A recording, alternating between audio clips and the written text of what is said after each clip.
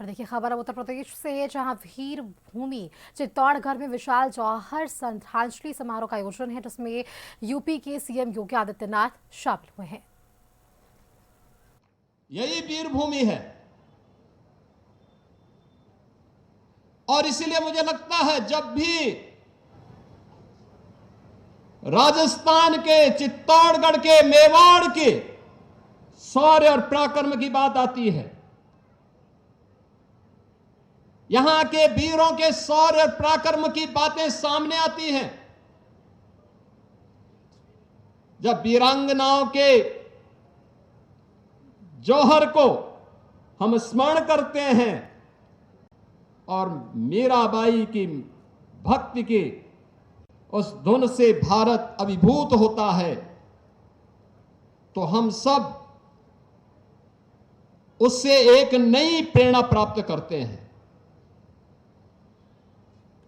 याद करिए, इस वीर भूमि ने भारत को एक पहचान दी है।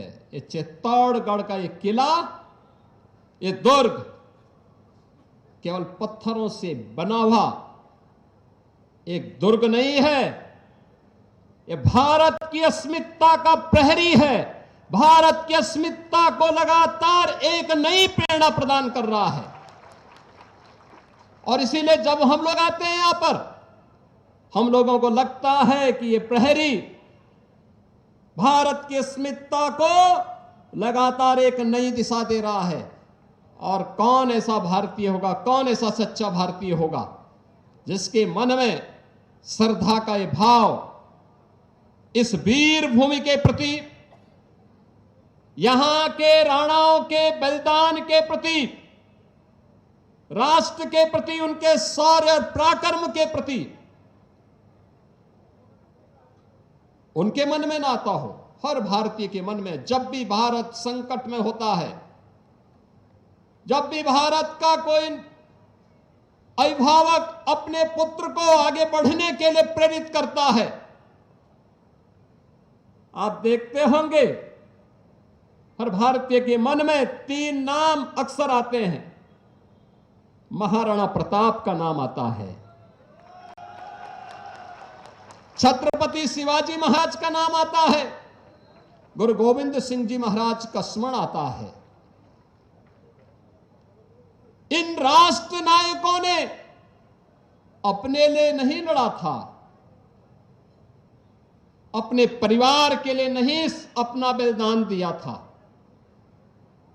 इनका संघर्ष देश के लिए था, धर्म के लिए था। इनका संघर्ष सत्ता के लिए नहीं था। ये सत्ता का संघर्ष नहीं था, साम्राज्य का संकट का भी कोई संघर्ष नहीं था। ये धर्म और अस्मिता का संकट था, भारत की अस्मिता का संकट था, भारत की स्वाधीनता का संघर्ष था। और उस संघर्ष के लिए उन्होंने उस हर चुनौती का सामना किया, चट्टान की तरह उसके सामने खड़े हुए और उसका मुकाबला करके उसको नेस्तनाबूद करने का काम भी किया। और यही कारण है कि हर भारतीय गौरव के साथ कहीं भी आप जाएंगे, भारत के अंदर उत्तर, दक्षिण, पूरब, पश्चिम, सर्वत्र महाराष्ट्र